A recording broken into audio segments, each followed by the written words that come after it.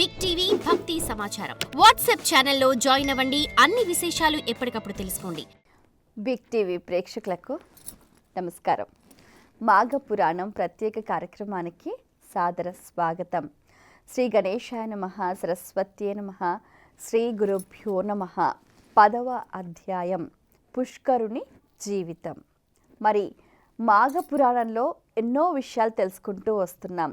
ఎంతో చక్కగా నైమిషారణ్యంలో అంటే సాక్షాత్తు శ్రీ మహావిష్ణువు చక్రం ఎక్కడైతే పడిందో ఆ పుణ్యప్రదమైన స్థలంలో విష్ణువు ఆజ్ఞ మేరకు అంతా కూడా సూత పౌరాణికుడు శౌనకాది మహామునులందరికీ కూడా మాఘ పురాణ ప్రాశస్త్యాన్ని వివరించాడనమాట.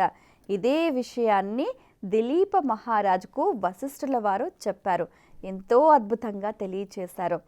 ఈ విషయాన్నే మనం మాఘ పురాణం ద్వారా ప్రతిరోజు కొంత ఆ జ్ఞానం తెలుసుకునే ప్రయత్నం చేస్తున్నాం. అయితే ఇందులో పుష్కరుని జీవితం, సడన్గా ఈ పుష్కరుని క్యారెక్టర్ ఎక్కడి నుంచి వచ్చిందా అని మీరందరూ ఆశ్చర్యం చెందుతున్నారు కదా. దానికి సంబంధించి చెప్తాను. అయితే ఈ బావిలో పడిన 4 కన్యలు ఉన్నారు కదా, వాళ్ళని బయటికి తీశారు. అయితే మరి వారి ప్రాణాలు పోకుండా మృగశృంగుడు వారిని చక్కటి మంత్రజలంతో అభిషేకించి ఆ కళేబరాలను అలా ఉంచారు. అయితే ఇక్కడ ఒక పాయింట్ మనం పట్టుకోవాలన్నమాట. దిలీప మహారాజుకు ఒక డౌట్ వస్తుంది.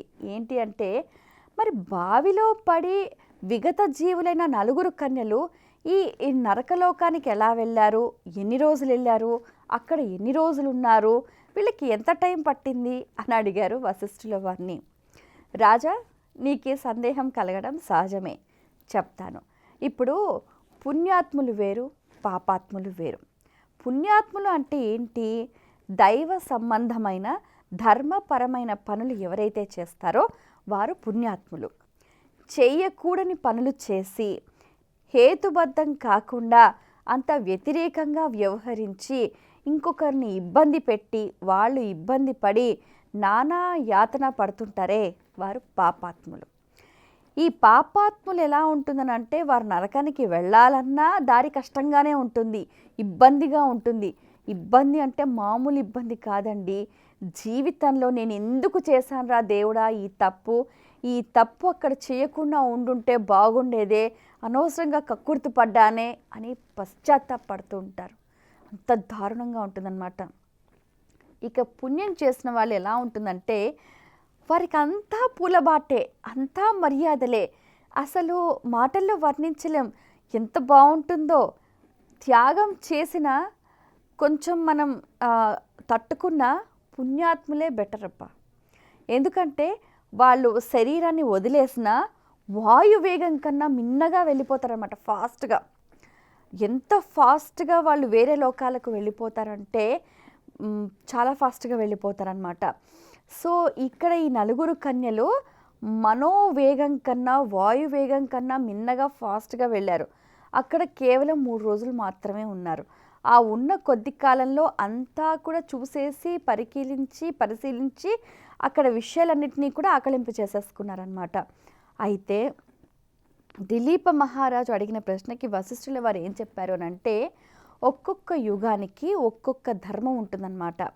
అయితే ఇప్పుడు చనిపోయి విగత జీవులుగా ఉన్న కళేబరాలు ఏవైతే ఉన్నాయో అవి కృతయుగంలో 40 రోజుల వరకు పాడవట. తర్వాత ఏంటి, త్రేతాయుగంలో 30 రోజులు, ద్వాపర యుగంలో 20 రోజులు, కలియుగంలో 10 రోజులు. అందుకనే ఒక వ్యక్తి మరణించిన తర్వాత 10 రోజుల వరకు శౌచం ఉంటుంది. ఎందుకు అని అంటే, ఆ చనిపోయిన వ్యక్తి ఆ ఇంటి కుటుంబీకులను అంటిపెట్టుకునే ఉంటారు. ఆ కుటుంబ ఛాయలు, వారికి సంబంధించిన వ్యక్తులు ఈ బంధాలు అనుబంధాల్లోనే ఉంటారు అని చెప్తూ ఉంటారు. అంటే వారికి 10 రోజులు పడుతుందన్నమాట. ఆ తర్వాత ఏంటిది, ఎప్పుడైతే వీరు 10వ రోజు వారికి రాయినిగా భావించి వారికి ఎప్పుడైతే నీళ్లు తర్పణం విడుస్తారో ఆ తరువాత వారి ప్రయాణం అనేది మొదలవుతుందన్నమాట. తర్వాత 11, 12కు పూర్తిగా అయిపోతుంది, 13కు టోటల్ కంప్లీట్ అనమాట. సో కలియుగంలో విగత జీవిగా ఉన్న కళేబరాలు 10 రోజుల వరకు పాడవ్వవు. అట్ ద మోస్ట్ 12 days అన్నమాట. అయితే ఎందుకు ఇంకొక విషయం కూడా, ఒక ధర్మాన్ని కూడా చెప్పారు. అదేంటి, అలంకారం చేయని కళేబరాలకు ప్రేతత్వం లభించదట. అయితే ఇక్కడ ఈ విగత జీవిగా పడి ఉన్న ఈ నలుగురు కన్యలను వారు ఎటువంటి అలంకారం చేయలేదు. వాళ్ళని ఏం చేశారు అని అంటే, మృగశృంగుడు చెప్పినట్టుగా వాళ్ళని చక్కగా సుగంధ పరిమళ ద్రవ్యాలు, శాండల్వుడ్ దాంట్లో పెట్టారనమాట. సో అవి పాడవ్వలేదు. అది సుగంధం కాదు, అంటే అది అలంకరణ కాదు అనమాట. వాటికి రక్షణగా ఆ శాండల్వుడ్ మధ్యలో పెట్టారనమాట ఆ నలుగురు శరీరాలను.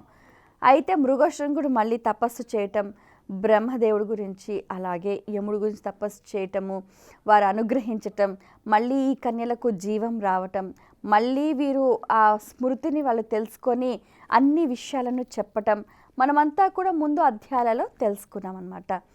ఈ విధంగా ఆల్ టుగెదర్ ఏంటంటే, ఎవరైనా పుణ్యాత్ములు ఉంటే, మంచి పనులు చేస్తే, ధర్మ కార్యాలు చేస్తే, ఒకవేళ వాళ్ళ ప్రాణం పోయినా కూడా వాళ్ళ పుణ్యం కొద్దీ ఇంకో పుణ్యాత్ముడు వాళ్ళ పుణ్యాన్ని ధారపోసి వీళ్ళని బతికిస్తాడనమాట. అంతుంటుందన్నమాట. ఇంకొకటి ఏంటంటే, దిలీప మహారాజుకి వశిష్ఠుల వారు ఇలాంటివే 2-3 ఎగ్జాంపుల్స్ చెప్తూ ఉంటారనమాట. శ్రీరాముడి కాలంలో కూడా చనిపోయిన ఒక విప్రబాలకుడిని శ్రీరాముడు కూడా బతికించారు అని ఒక ఎగ్జాంపుల్ చెప్తారు. అలాగే శ్రీకృష్ణుడు కూడా గురువు యొక్క కుమారుణ్ణి కూడా బతికించాడని చెప్తూ ఉంటారు.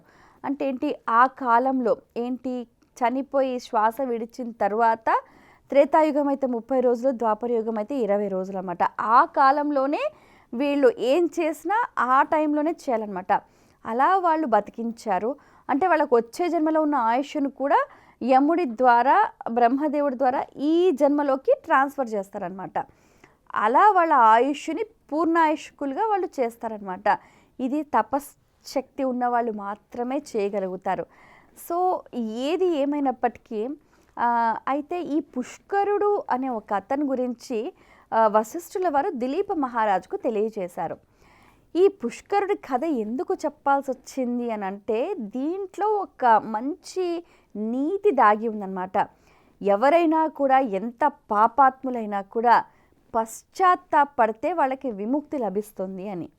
మరి అది ఎలా జరిగింది అని అంటే, ఈ పుష్కరుడు అనే ఒక అతను ఉంటాడు. అతను బ్రాహ్మణుడు అనమాట, సదాచార సంపన్నుడు. అసలు ఎవ్వరికి ఏ ఇబ్బంది కలగకుండా చూసుకుంటాడు.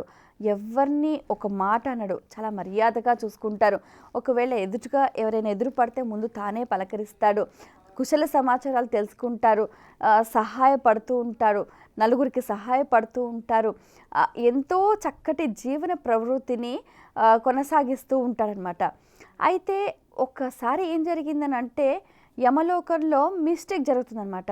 ఇతనున్న ప్రాంతంలో పుష్కరుణ్ణి తీసుకురండి అని అంటే, వేరే అతన్ని తీసుకెళ్ళడం పోయి యమభటులు పొరపాటున ఇతన్ని తీసుకెళ్తారనమాట. అయితే ఇతను వస్తూ ఉంటే అతని ఛాయ దేదీప్యమానంగా ఉంటుంది, చాలా అతని తపశ్శక్తితోటి తేజోవంతంగా ఉంటాడు. ఇతను వస్తూనే యమధర్మరాజు మరి అలౌకికంగానే, అప్రయత్నంగానే ఆయనకి సాదర స్వాగతం పలికాడు, తగిన మర్యాదలు చేశాడు, కుశల ప్రశ్నలు వేశారు. ఏంటి, ఈ జీవికి అప్పుడే ఆయుష్ తీరిపోయిందా అని ఒకసారి చెక్ చేసుకున్నారనమాట. చెక్ చేసుకుంటే, అయ్యో పొరపాటు జరిగిపోయిందే, వేరే అతన్ని తీసుకురమ్మంటే మిమ్మల్ని తీసుకొచ్చారు, క్షమించండి, తప్పు జరిగిపోయింది, పాపం మీకోసం మీ వాళ్ళు వెతుకుతూ ఉంటారేమో, మీరు చేసే యజ్ఞయాగాదులకు ఏమైనా ఇబ్బంది కలుగుతుందేమో, మిమ్మల్ని త్వరగా పంపించేస్తాము మీ శరీరంలోకి అని అంటే, అప్పుడు అతను అంటారన్నమాట పుష్కరుడు, సరే వచ్చాను ఎలాగో వచ్చాను కదా, ఓసారి చూసి వెళ్తాను అని అంటాడు. అదేదో విజిటింగ్ ప్లేస్కి వెళ్ళినట్టు. సరే అని యమధర్మరాజు ఓకే చెప్తాడు. వాళ్ళంతా నరకాలు, లోకాలు చూపిస్తూ ఉంటారన్నమాట. ఆ పాపులు పడే పాటలు చూస్తుంటే గుండె తరుక్కుపోతుంది, అసలు హృదయం విదారకంగా మారిపోతుంది. అసలు ఒక్కొక్కళ్ళు వాళ్ళ యాతనలు చూస్తూ ఉంటే జీవితంలో అసలు చెడ్డ పనులు చేయాలన్న వారికి కానీ, పాపం చేసే వాళ్ళకు కూడా అలాంటి సిచ్యువేషన్ చూస్తే, నరకంలో వాళ్ళని చూస్తే జీవితంలో వాళ్ళు అలా నరకం అంటే పాడు పనులు కానీ ఎవరు చేయరనమాట, అధర్మపరమైన పనులు ఎవరు చేయరనమాట. సో ఇతనికి పుష్కరుడికి హృదయం ద్రవించిపోయింది. అయితే అందులో పాపం చేసిన వాళ్ళు కొంతమంది యథేచ్ఛగా ఉండేవాళ్ళు ఉంటారు, కొందరు పశ్చాత్తాపడే వాళ్ళు కూడా ఉంటారు. ఆ పశ్చాత్తాపడిన వాళ్ళని చూసి ఈ పుష్కరుడు యముణ్ణి ప్రార్థన చేస్తాడు, రాజా నాకొక్క వరం, పాపం పశ్చాత్తాపడ్డారు కదా, వాళ్ళకి మంచి ముక్తిని ప్రసాదించు అని చెప్తాడు, పునర్జన్మ లేకుండా చూడు అని అంటాడనమాట.